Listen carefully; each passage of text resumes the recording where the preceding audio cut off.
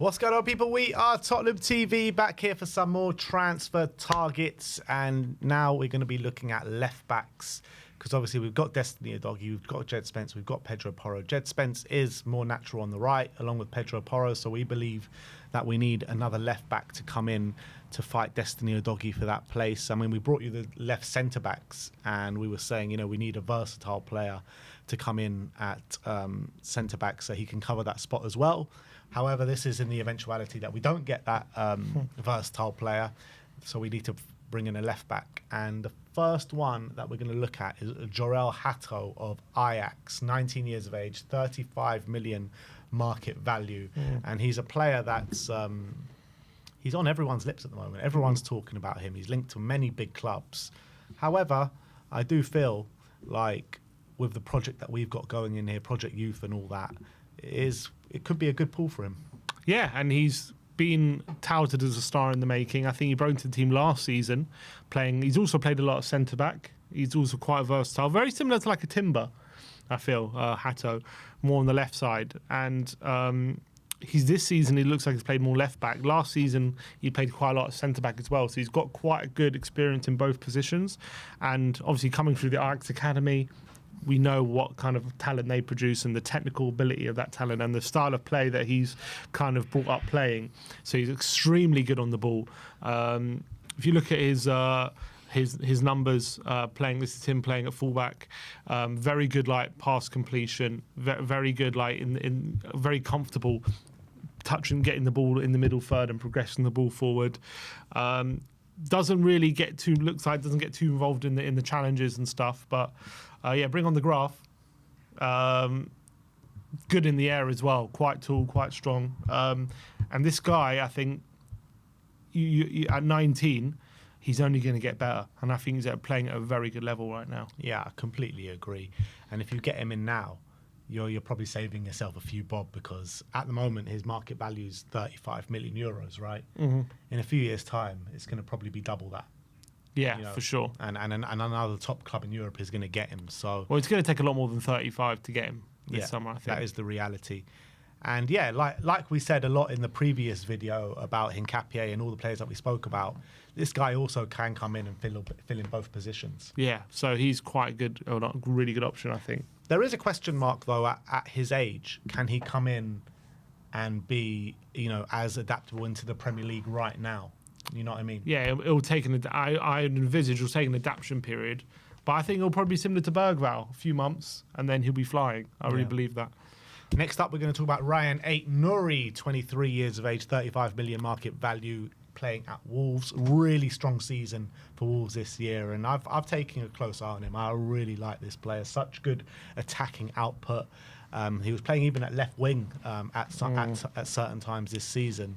11 goal contributions this season. Really good season. I feel like he's such a threat whenever you watch him play, whether he's at left back, whether he's at left mid. I love watching him play. He's such a good footballer. Yeah, I think his biggest asset, is probably his ability to dribble and on that left-hand side. So hard when he's taking you on. He can go either way. He's really hard to stop. And he's added in that final third that quality to either get assists, even finish chances as well. He gets in good positions. The only caveat I'd have with him is he has been playing kind of wing-back for Wolves, so he gets a bit more license to get forward. On the other side, they have Semedo, who's a bit more defensive, so he kind of just has that license to get really far forward and get into the box as much as possible. Now, if he was to go into a back four, you'd have to wait and you'd have to see how he'd adjust to that, and whether he'd be good enough to be kind of defend when he doesn't have a third centre-back behind him covering for him, or even like a midfielder inside. So question marks there. But obviously Man City are looking at him, and there's a lot of top clubs looking at him after the season he's had. Looking at the numbers, attacking numbers as well. Look at that, successful take-ons of fullbacks right at the front, carries as well. Brilliant shot-creating actions, assists, fantastic. Where maybe needs to improve aerially, not so great. But defensively as well, seems to be actually pretty good numbers. So yeah, look, he seems to be very tenacious. And back to your point about being in a back three and you know, the defensive work as well. I mean, those question marks were put there to Destiny Udogie. Those question marks were put there to Pedro Porro as well. Yep. So, you know, it's not, look, the question marks are going to be there until he actually does it. but I'm just saying, it doesn't mean he can't do it. No, but he's quick.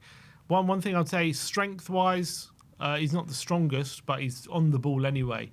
He's really, really one of the best dribblers, I think, from fullback you're likely to see. The next player we're going to look at is another Premier League player in Anthony Robertson. Has a standout year for Fulham, 27 years of age, 35 million market value, 10 assists in the Premier League this season. I think he came through the academy at Liverpool, if I'm not mistaken. But I feel like he's a player that just keeps going up levels year on year. 27, so, he's going into the kind of prime of his career, probably had the best season of his career to date. I feel like he had a really good first half of the season, then went off a bit, the boil, towards the last quarter of the season, but maybe Fulham did in general. But I really like him as a player. Yeah, I think his biggest strengths are his stamina, his ability to just constantly get up and down that flank without seemingly getting tired. He's actually really strong. He's quite tall, quite broad. And when he gets into that kind of cutback position, puts in a good delivery as well. I wouldn't say technically he's up there with Reyna, but he's pretty good on his left foot. I thought he was destined for something like Liverpool, but looks like they're going for Kirke, so maybe there's an opening there. And I think he's got really great physical attributes, really suited for the Premier League. Looking at his numbers as well, seems as though when you look at his numbers on the graph, if you look on the graphs, the dribblers tackled, he doesn't quite do well on the one-on-one situations. But look at that aerially, very good aerially, so quite tall. Does actually get involved in a lot of duels, tackles, interceptions, and you look at that amount of crosses he does. Even take-ons is pretty good. But he's more, unlike Nuri, who likes to go both ways, he more just goes down the line, Robertson, because he's so strong and fast, he gets past you. Very good with his carries. And look at that, his assists, we know how many assists he got, and does actually create a lot of chances. So as an offensive fullback, really, really decent numbers there. Yeah, full of industry, loves working hard. And, I said he came through the Liverpool Academy. He actually came through the Everton Academy. I knew he was a Scouser. So, in terms of Anthony Robertson, he's a player who I think would fit us really well. I really do. Yeah, 100%. I think if I'm him, I think a Newcastle, that would be a perfect move for him. Just slot right in there. For us, obviously, he's competing with the doggy, which we need. But I'm not sure who would be number one if he would decide. Yeah. Next up, we're going to look at our old boy, Kyle Walker-Peters, 28 years of age, 15 million market value, currently plying his trade at relegated Southampton. He is on a free at the end of this season because his contract has run out. He ticks a few boxes for us, that's for sure. Club-trained player, and he'll come and boost those numbers, which we desperately need, particularly as Alfie Whiteman is leaving the club at the end of the season, and we needed it before even Alfie Whiteman left the club. So can fill in at right back, can fill in at left back. Not one that excites me too much, but he's definitely a box ticker. Well, got into the Championship Player of the Season, Team of the Season, sorry, a left back last season. Obviously, Southampton have been a disaster. They've been one of the worst teams to ever play in the Premier League. But one off. One off. What did they end on? 13 points, 12 points? Yeah, they ended very low. So I don't know whether to judge him playing for that team or not, but obviously he's part of it, and I do think he's probably one of the better players in that team, but I don't think he's maybe been as good this season as he had hoped. And obviously, given how good he was in the Championship, he would have thought it would have been a better season for him personally. It wasn't so great. I was one last season where I was thinking a guy who can play left back, right back, we can get on a cheap deal, I think is not actually a bad backup option. I quite like the sound of it, but he has been pretty poor. The numbers are very mixed, it's fair to say. Defensively, which is on the red, which you can't see much of it. Again, playing for Southampton, so it's hard to really say, is it all down to him? But yeah, the defensive numbers are terrible. Aerials, really bad. One-on-one situations, very bad. Dribblers tackles, interceptions, really bad. Amount of crosses in, very bad. But very good dribbler, very good with the ball carrying. So that was pretty strong. And also his attacking numbers in terms of creating chances and things like that. Also pretty average, but for a player at Southampton, not terrible. So, yeah, very mixed, his data.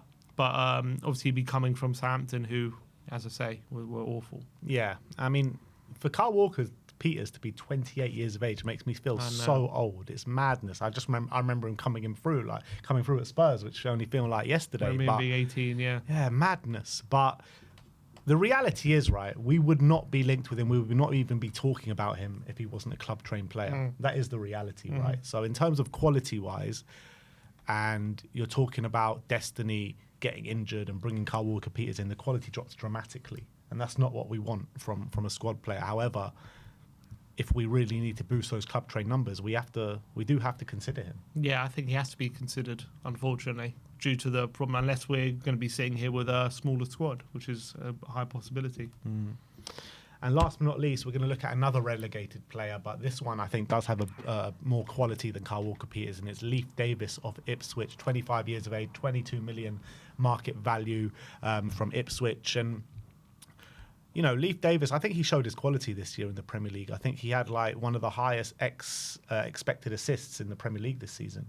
Yeah, he's got a great left foot. And I think he came from the Championship where he got so many assists for Ipswich coming up. He was one of their best players. He was phenomenal. Even at the beginning of the season, there was talks of, is there a chance he could break into the England squad? Hasn't quite happened. I think he has struggled physically to really dominate down that side like he did in the Championship. But definitely one thing he has continued to do is show that he does have good ability with that left foot. He's really good at picking players out. He's got a very good pass on him, very good cross on him, good at set pieces. So he's got a bit going for him, but I do have big question marks about him when it comes to physically, defensively, how good he really is there. If you look at his numbers, attacking numbers are really strong. Shot creating actions are pretty good. Expected assists are pretty good. You look at his defensive numbers, not bad. I mean, aerial. He had to do a lot of defending though. He did, but his percentage aerials one good. Percentage dribblers tackled not bad as well. Tackles interceptions low. But other than that, I think that's quite a key stat there because crosses into the box is low, but his expected assists is high. So it means the quality is there. It means he's not putting that many in, but when he does put them in, they're finding their man and creating chances. It's just that tells me the more he puts in, the more assists he'll get. No, absolutely. And when we're talking about not creating enough chances for players like Dominic Solanke, especially aerially, you know, he'll come in and definitely able to do that. But you got to say it's disappointing. Maybe it was because of the supply wasn't doing their business properly. But he did have Delap up front who scored quite a few goals. But in the Championship, he got 18 assists. Yeah. And then last season in the Premier League, he only managed to get 2. Yeah, and I think, again, a lot of it was to do with the finishing because, as you say, his expected assist was one of the highest, so he should have probably got more. But you look at his ball carrying quite low. That implies physically, when he's looking to get past people, doesn't seem to be able to do it that much. So those are the 5 that we have looked at today. In terms of your number one option out of those 5, I mean, it's hard to look past Hato, isn't it? Yeah, I think Hato's the best fit, because he can play centre-back as well. And I just think 19, the guy's got the world at his feet. But after that, probably Robertson. I think I'll just edge Robertson over Aït-Nouri just because I think physically he's there. I've got less doubts about him defensively than Aït-Nouri.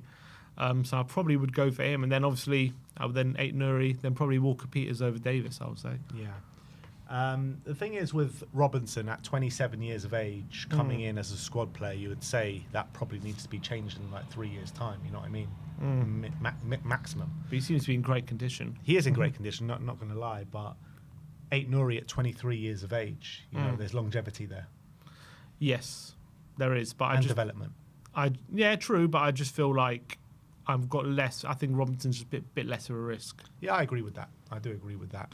But look, I like all 3 of those players, and I'd be happy if we brought any of those in, let's be honest. So let us know who your top target would be at left back, if on the list or off the list, in the comment section below. Like, subscribe and comment. And as always, come on you Spurs.